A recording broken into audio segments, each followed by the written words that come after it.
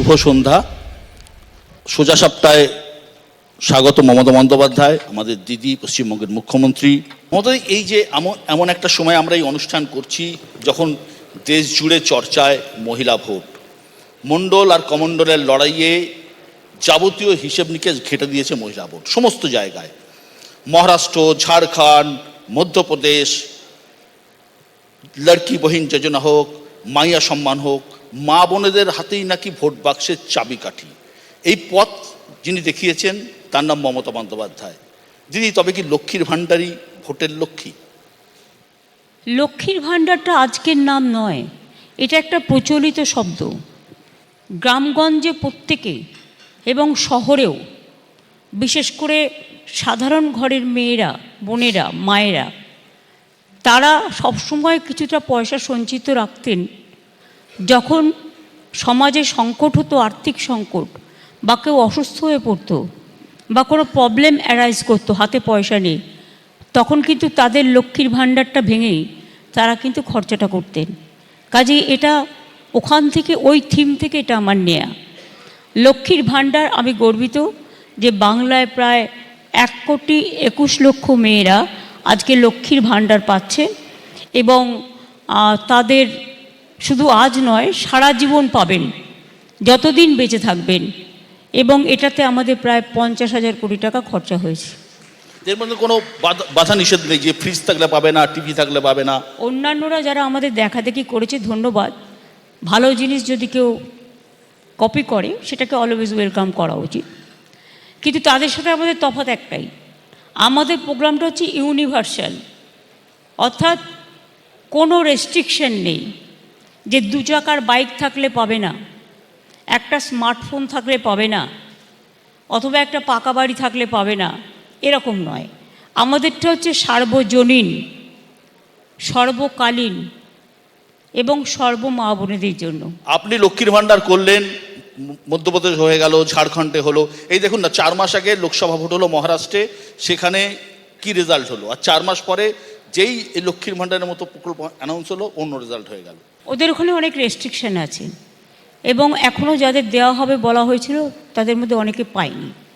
কিন্তু আমরা 2021-এর ইলেকশনে এটা বলেছিলাম, এবং আমরা আমাদের ম্যানিফেস্টোতেও রেখেছিলাম, এবং আমরা কিন্তু 2021 থেকেই এটা চালু করে দিয়েছি। কথা দিয়ে কথা রাখাটা আমাদের কাজ, এবং তাই কথা দিলে সেটা রাখতে হয়।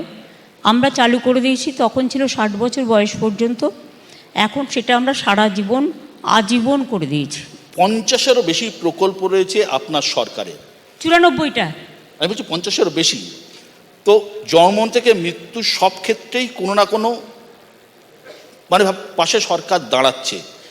এই যে একের পর এক ভোটে তৃণমূলের যে বিপুল সাফল্য, এর পেছনে কি জনকল্যাণমূলক প্রকল্পগুলো আছে বলে আপনি মনে করেন? দেখুন, গণতন্ত্রে আমরা একটা কথা মনে করি, জন, যেটা জনগণ মন অধিনায়ক জয় হে। গণতন্ত্রে গণজনকে শ্রদ্ধা জ্ঞাপনের মধ্যে দিয়ে কখনো মনে করতে নেই যে আমি একটা কেউকেটা বা আমি একটা সর্বেসর্বা। আমি আসলে দীর্ঘদিন ধরে পথ চলতে চলতে, হাজার হাজার কিলোমিটার পথ পেরোতে পেরোতে, ধাক্কা খেতে খেতে, মার খেতে খেতে, লড়াই করতে করতে, বিভিন্ন গ্রামের পাশ দিয়ে যেতে যেতে, রাস্তার পাশ দিয়ে যেতে যেতে, শহরের পাশ দিয়ে যেতে যেতে, আমার যখন যেটা চোখে পড়েছে সেটা আমি আমার ডাউন মেমারি লেনে রেখে দিয়েছিলাম, এবং তার মধ্যে যতটুকু সম্ভব, কারণ এখানে তো ফাইন্যান্সিয়াল লায়াবিলিটি একটা ব্যাপার থাকে। আমার রাজকোষে যদি অর্থ না থাকে আমি সেটা কি করে করব? রাজকোষটাও তো সামলাতে হবে। তার মধ্যে কেন্দ্রের কাছে আমরা প্রায় 1,71,000 কোটি টাকা পাইনি, আমাদেরই প্রাপ্য টাকা। সব কিছু সামলে আমাকে যখনই কোনো প্রজেক্ট করতে হয় আমায় দেখতে হবে তার ফাইন্যান্সিয়াল অব্লিগেশন কতটা, এবং সেটা আমি জোগাড় করতে পারবো কি না। মায়েরা যখন সংসার চালান তারা মাসে ঠিক করে নেন, সেই চাকরিই করুক, আর কৃষিজীবী হোক, আর শ্রমজীবী হোক, বা পুজোর সময় দেখুন, সারা বছর যারা প্ল্যান করে, পুজোর জন্য একটা বাজেট রাখতে হয়, উৎসবের জন্য একটা বাজেট রাখতে হয়, বিয়ে বা সামাজিক কাজের জন্য একটা বাজেট রাখতে হয়। যারা মুসলিম ঈদ করে, ঈদের জন্য একটা বাজেট রাখতে হবে, বড়দিন তাদের জন্য একটা বাজেট রাখতে হয়। সব ধর্মের সমন্বয়ের মধ্যে দিয়ে প্রত্যেকটা কাজ হিসেব করে চলতে হয়। কাজে যতটা পেরেছি সম্ভব মতো, হয়তো আরও কিছু করতে চাইতাম যদি আমার ফাইন্যান্সিয়াল স্ট্রেংথটা এবং আমাদের যেটা প্রাপ্য সেটা সবটা পেতাম, কিন্তু হয়তো এর মধ্যেও কিছু কিছু রয়ে গেছে যা হয়তো ইচ্ছে থাকলেও পূরণ হয়নি। কারণ আমি এমন কিছু করি না, অনেকে ভোটের আগে কিছু বলেন কিন্তু কথা রাখেন না, আমি সে দলে পড়ি না। আমি একটা সাধারণ মানুষ, আমার চিন্তাধারা আমি যেন চিরকাল সাধারণ থাকতে পারি এবং মানুষকে যদি কোনো কথা দিই, কথা রাখাটা আমার কাজ। আর আমি মনে করি কথা রাখাটাই হচ্ছে মানুষের জীবনের ক্রেডিবিলিটি। আর কথা দিয়ে কথা না রেখে সেটা উল্টো পাল্টা করাটাকে আমি মনে করি একটা বিরাট অপরাধ। তাই যতটুকু পেরেছি করেছি, এর জন্য আমার কৃতিত্ব নয়, কৃতিত্বটা জনগণের। এই তো কয়েকদিন আগে ফাইন্যান্স কমিশন এসেছিল আমাদের পশ্চিমবঙ্গে। আমি যতদূর শুনেছি তারা আপনার প্রেজেন্টেশন বা আপনার কথা বলা বা আপনার নলেজ থেকে প্রচণ্ড খুশি, আমাদের সাংবাদিকরা যা জানিয়েছেন। এই ফাইন্যান্স কমিশনের কাছে তো আপনি তো রাজ্যের যে বরাদ্দ সেটা আরও বেশি করার কথা বলেছেন। দেখুন, আমি কি বলেছি ফাইন্যান্স কমিশনকে? It is confidential meeting. আমি মনে করেন বাড়ানো উচিত না, আমি বলছি, আপনি যখন আমাকে বলতে অ্যালাউ করেছেন, you have to allow me to complete my word. আমি তাদের যা বলেছি আমি সবটাই বলেছি। তবে হ্যাঁ, আমরা 41% যেটা পাই, এখন তো একটাই ট্যাক্স, জিএসটি। আর সেন্ট্রাল গভর্নমেন্ট এখন কথায় কথায় শেষ বসিয়ে দেয়। শেষ বসালে সেই টাকাটা তো আমরা পাই না, সেটা সেন্ট্রাল গভর্নমেন্ট রাজ্যকে দেয় না, পুরোটা নিয়ে নেয়। এবং যখন স্কিম করে, সেন্ট্রাল স্পন্সর স্কিম, নামটাও তারা দেয়, রংটাও তারা দিয়ে দেয়, কিন্তু স্টেট আদৌ সেটা পারবে কি না, কারণ 40% 50% টাকা আমাদের দিতে হয়, সেটা একটু স্টেটকে কনসাল্ট করা উচিত। আবার কি করে কখনো কখনো, ধরুন কোথাও একটা 200 লোক নিল, নিয়ে বলে 1 বছরের জন্য নিচ্ছি। 1 বছরের জন্য সে একটা চাকরি পেল, মাসে 10,000 টাকা পেল। এবার 1 বছর পরে চাকরিটা চলে গেল, তখন বার্ডেনটা তো আমার উপর আসবে। তার কারণ আমি তো কারো চাকরি খাওয়ার জন্য এখানে নেই। ফলে আমাদের সেটা ব্যাপারে যদি আলোচনা করে নেয়, সেন্ট্রাল স্পন্সার্ড স্কিমের ব্যাপারে, যেহেতু আমাদের টাকা, আমাদের পার্টিসিপেশন, আমাদের পারফরমেন্স আমাদের স্টেটে শ্যুট করবে কি না। অনেক সময় এমন একটা নাম দিয়ে দিল, ধরুন ভাষায় নানা রকম ডিফারেন্সেস আছে। বাংলা ভাষায় ওয়ার্ডের যেটা মানে হয়, হিন্দি ভাষায় অন্যরকম মানে হয়, সংস্কৃত ভাষায় অন্যরকম মানে হয়, তামিলনাড়ু তামিল ভাষায় অন্যরকম মানে হয়, কেরালা ভাষায় অন্যরকম মানে হয়। সুতরাং স্টেট ল্যাঙ্গুয়েজকে অলওয়েজ প্রায়োরিটি দিয়ে, যেটা মানুষ বুঝতে পারবে, সাধারণ মানুষ। শুধু আর্টিকুলেট হলেই হবে না বা আর্টিফিশিয়াল হলে হবে না, যে ল্যাঙ্গুয়েজটা মানুষের কাছে পৌঁছবে সেই রকম স্কিমের নাম দিলে তবে মানুষ সেটা বুঝতে পারে। জোর করে তো গিলিয়ে দেওয়ার ব্যাপার নয়, জোর করে যা পারলাম গিলিয়ে দিলাম। এগুলো হচ্ছে উভয় পক্ষকে ফেডারেল স্ট্রাকচারে মেনে চলতে হয়। তাই আমরা যেটা বলেছি, কি বলেছি আমি এখনও বলবো না, ডিটেলস আলোচনা হয়েছে, প্রায় 3 ঘন্টা ডিটেলস আলোচনা করেছি সব ব্যাপার নিয়ে। আমি অফকোর্স জিএসটি থেকে যে টাকাটা তুলে নিয়ে যাওয়া হয় এবং ট্রেজারিতে যে টাকাটা আসে ফেডারেল স্ট্রাকচারে, সব রাজ্যের ক্ষেত্রেই ওটা 41% করে দিয়েছে এখন, আর ম্যাক্সিমামটা সেন্ট্রাল গভর্নমেন্ট নিয়ে যায়, অথচ তাদের কাজ কিছুই নেই, সবটাই করে রাজ্য সরকার। তাই আমরা ওটাকে 50%-এ নিয়ে যেতে বলেছি। দিদি, এই যে অনেকে বলেন, ইকোনমিক্সদের মধ্যে দুটো মত আছে, আপনি চালু করলেন সবাই ফলো করতে শুরু করলো। ইকোনমিক্সটা দুটো মত আছে। একদল ইকোনমিস্ট বলেন যে প্রান্তিক মানুষের যাতে টাকা পৌঁছে দেওয়া দরকার, যাতে সেই টাকা বাজারে রোল হয় এবং সেই টাকা খরচা করছে সেটা অর্থনীতিকে সমৃদ্ধ করে। আবার একদল অর্থনীতি বলেন এইটা ডোল পলিটিক্স, এতে রাজকোষের উপর অহেতুক চাপ তৈরি হয়। একজন অভিজ্ঞ রাজনীতি হিসেবে আপনি কি মনে করেন? আমি অভিজ্ঞ নই, আমি সাধারণভাবে পথ চলতে গিয়ে যেটুকু বুঝেছি, মানুষের হাতে পয়সা থাকা দরকার। পয়সাটা আপনি যত রোল করবেন তত আপনার পয়সাটা রোল হবে। পয়সাটাকে আপনি যদি রোল না করে বাক্সবন্দি করে রেখে দেন, তাহলে এই অর্থনীতি উন্নতি হতে পারে না। মডার্ন সায়েন্সে বলছে, মডার্ন ইকোনমিস্টরা বলছেন, ইভেন অমাত্যদা থেকে শুরু করে যারা আজকে নোবেল প্রাইজ পাচ্ছেন ইকোনমিতে, মানুষই তো হ্যাঁ সবাই বলছে যে মানুষের হাতে পয়সাটা থাকলে মানুষ নিজের মতো খরচা করতে পারে এবং তাতে অর্থনীতিটা চাঙ্গা হয়। কিন্তু শুধুমাত্র ডিমনিটাইজেশন করলাম, টাকাটাও ফেরত নিতে পারলাম না, আর দেশের অর্থনীতিতে ধস নামলো, আমি এটার পক্ষে নই। পয়সা মানুষকে যত দেবেন তত পয়সাটা মানুষ খরচা করবে এবং তার কাজে লাগবে। এই কাজে লাগাটাই আপনার ইকোনমিটাকে রোল করবে। আপনি একটা দোকান করে রাখলেন, সাপোজ দোকানে যদি বিক্রি বাটা না হয়, দোকানে যদি মেটেরিয়ালস না থাকে, দোকানে যদি খরিদ্দার না আসে, তো আপনার দোকানটা চলবে কি করে? অটোমেটিক্যালি লক আউট হয়ে যাবে, লকডাউন করে দেবেন, সবচেয়ে ইজি ওয়ে। কাজে সের পথে তো যাওয়ার দরকার নেই। আমি যদি একটা দোকান খুলি, দোকানে আমার জিনিস রাখতে হবে, বিক্রিও করতে হবে, খরিদ্দারকে সম্মানও জানাতে হবে, ঠিকমতো জিনিসটা সে যাতে পায়, তার কেনবার সুযোগ পায়, সেই ব্যবস্থাটাও করতে হবে। এটা হচ্ছে সাধারণ মানুষের অর্থনীতি। একই সঙ্গে আপনি বলছেন আপনার সত্যি আপনি ব্যালেন্স করতে হচ্ছে, আপনাকে অর্থ সংস্থান করতে হচ্ছে, জোগাড় করতে হচ্ছে, এতগুলো সামাজিক প্রকল্প আপনাকে চালিয়ে যেতে হচ্ছে। এরপর আপনি অ্যানাউন্স করেছেন যে 11 লক্ষ মানুষকে আপনি আবাস যোজনার টাকা দেবেন, বাড়ি তৈরি। 11 না 12 লক্ষ। 12 লক্ষ, 1 লক্ষ কম হয়ে গেছে, যাই হোক 12 লক্ষ। তো 12 লক্ষ মানুষকে যে টাকা দেবেন, সেন্ট্রাল গভর্নমেন্ট তো টাকা দিচ্ছে না, কোত্থেকে জোগাড় করবেন? এসব নিয়ে আপনাকে চিন্তা করতে হবে না। সংসারে বিশেষ করে মায়েরা যখন সংসার চালায়, তখন যদি ঘরে কিছু নাও থাকে, একটা এক্সট্রা অতিথি এসে যায়, তাহলে বাড়ির গার্জেন মা বা বউরা ঠিক করে, মেয়েরা, যে আমি কি করে তাকে খাওয়াবো। সে হয়তো কোনোদিন একটু মাংস খায়, একদিন মাংস কমিয়ে দিয়ে সে জায়গায় তপসে মাছ খেলো, তপসে মাছের আবার দাম বেশি, মৌরালা মাছ খেলো বা পুঁটি মাছ খেলো। সুতরাং এটা হচ্ছে আপনাকে ম্যানেজমেন্ট সিস্টেম। আপনি আপনার টেলিভিশনে মার্কেটিং করলেন, আমি দেখলাম, তো মার্কেটিংটা it's also a management system. মেকানিজমটা আপনাকে জানাতে হবে কী করে কন্ট্রোল করবেন। ধার বাকি করি না, কিন্তু ধার শোধ করতে জীবন চলে যাচ্ছে।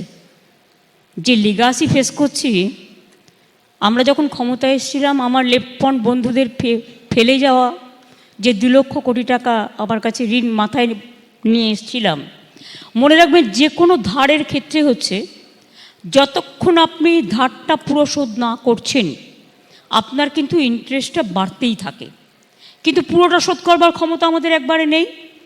তা সত্ত্বেও মনে রাখবেন, আমরা 6 লক্ষ কোটি টাকার ওপর ধার শোধ করেছি এই অবস্থাতেও, এগুলো করেও, এবং এবছরেও 76,000 কোটি টাকা আমায় ঋণ বাবদ দিতে হচ্ছে।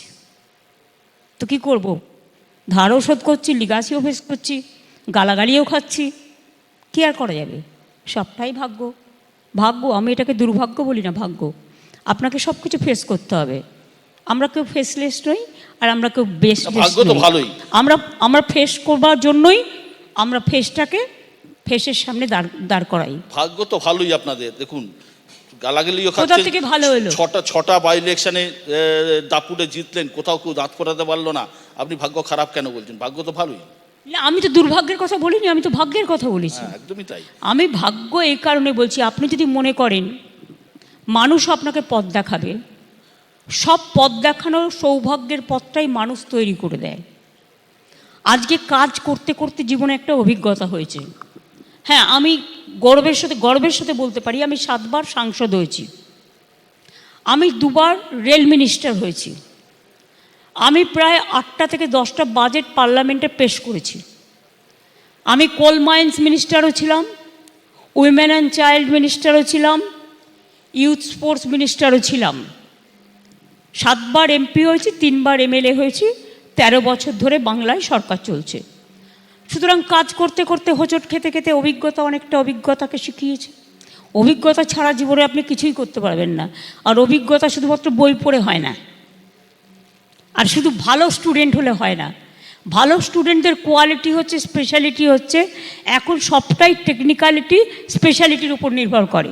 কিন্তু আপনাকে যদি সব সাবজেক্ট জানতে হয়, তাহলে আপনাকে সব পরিবারকে জানতে হবে, সব কমিউনিটিকে জানতে হবে, সর্বসমাজকে জানতে হবে, এবং জগৎটাকে জানতে হবে।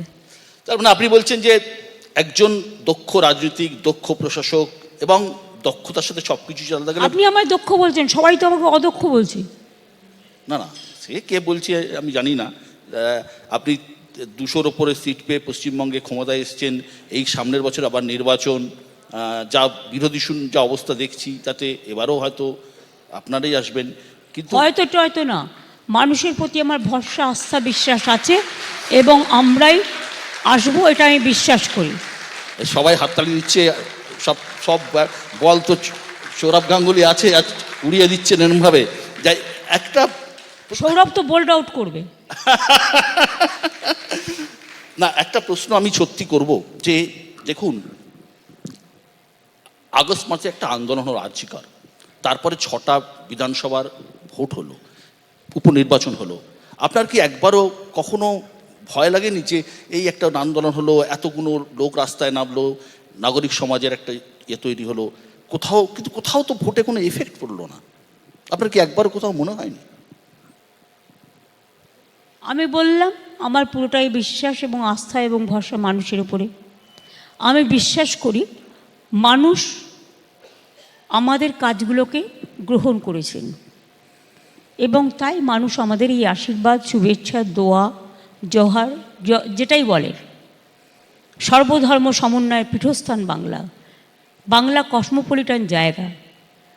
বাংলা, আমরা গর্ব করি রবীন্দ্রনাথ ঠাকুরকে নিয়ে যে কবিগুরু 2টো দেশের জাতীয় সঙ্গীত লিখেছিলেন। কেউ কেউ বলেন আবার 3টে, যদি শ্রীলঙ্কাটাকেও ধরে নিই আমরা। এবং দেশে যখন নবজাগরণ হয়, ধরুন সতীদাহ প্রথা আজকে সারা ভারতবর্ষে রদ হয়েছে, কিন্তু প্রথম কোথায় হয়েছিল? বাংলায়।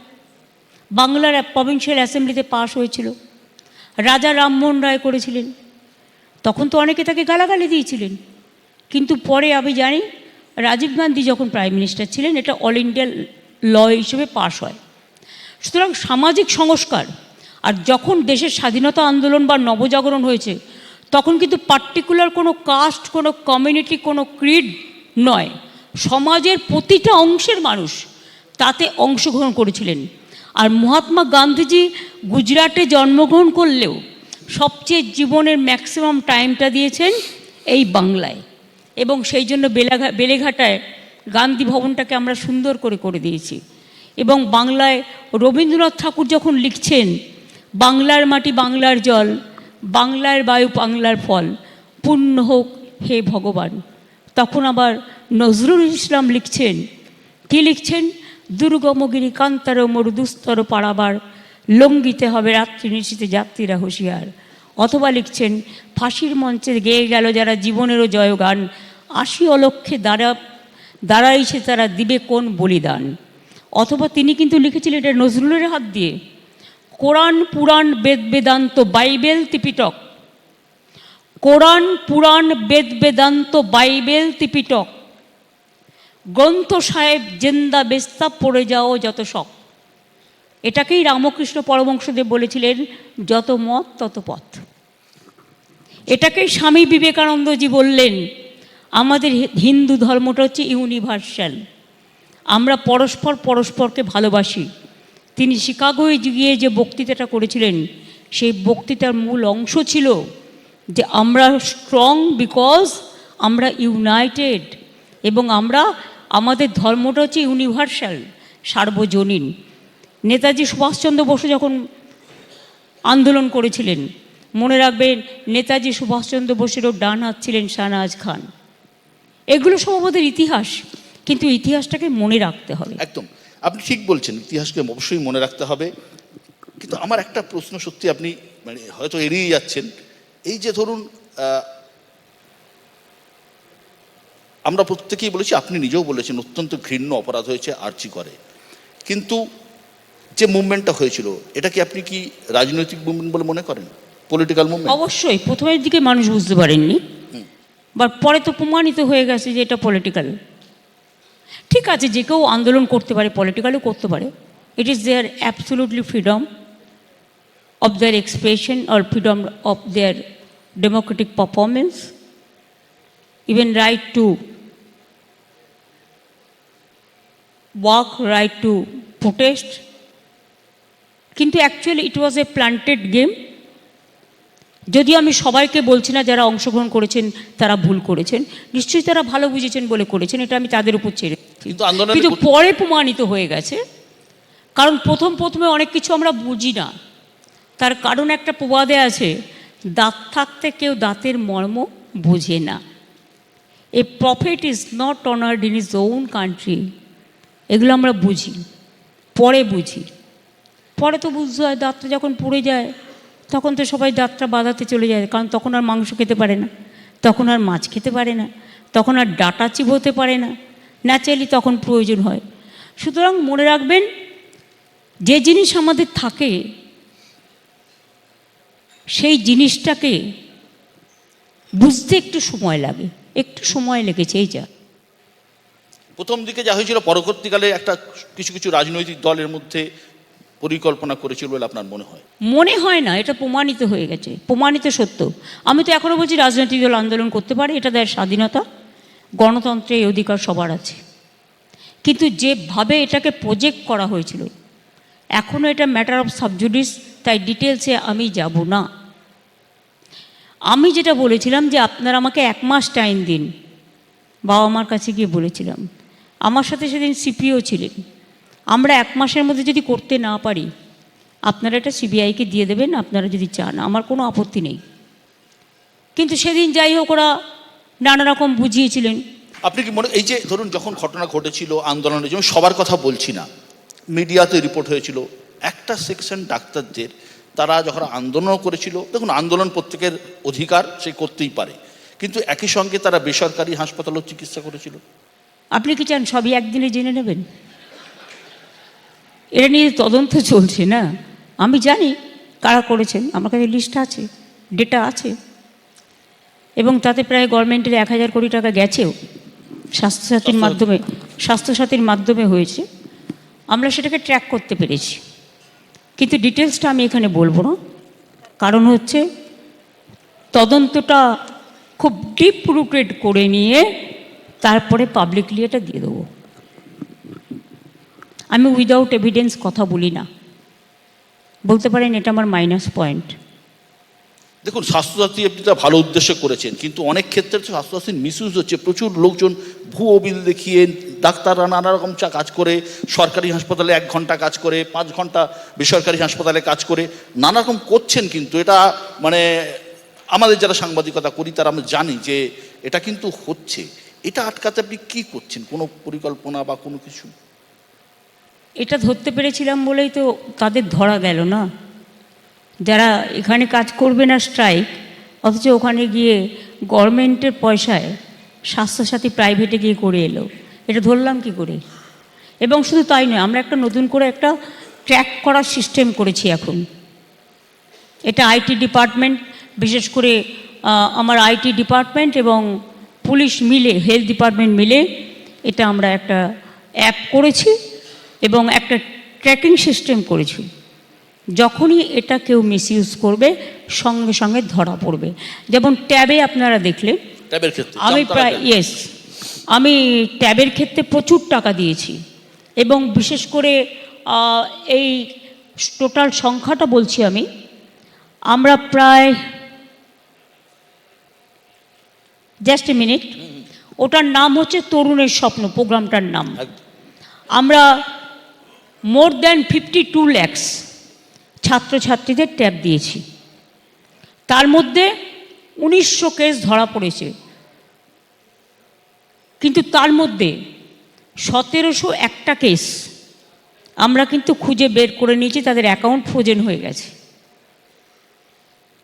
এবং আমরা একটা সিস্টেম করছি যাতে এখানে অনেকের হাত আছে, এবং ব্যাংকের থ্রুতে তো টাকাটা যায়। ব্যাংক আছে, মাস্টার আছে, হেডমাস্টার আছে। আমি ন্যাচারালি কারোর কথা না বলে বলছি, টাকাটা তো ব্যাংকের থ্রুতে গভর্নমেন্ট দেয়। তো গভর্নমেন্ট যখন ব্যাংকের থ্রুতে দিচ্ছে, তখন ব্যাংকেরও কি দায়িত্ব নয় এটাকে চেক আপ করা? যারা যারা দোষী সব কটাকে ধরা হয়েছে, এবং 44 জন ইতিমধ্যে অ্যারেস্টও হয়েছে। সরকার কড়া পদক্ষেপ নিচ্ছে, আপনার কথা অনুযায়ী বুঝতে পারছি সরকার অত্যন্ত কড়া পদক্ষেপ নিচ্ছে। এবং সত্যি তো বিভিন্ন লোক ভেতরে, সর্ষের মধ্যে ভূত না থাকলে তো এ ঘটনা ঘটে না। সরকার 2বার করে টাকা দিতে হচ্ছে, ধরা হচ্ছে, হ্যাঁ, আমরা 1900 কেস হয়েছিল এবং তার মধ্যে আমরা প্রত্যেকে আবার 10,000 টাকা করে ট্যাপ কেনার জন্য দিয়ে দিয়েছি।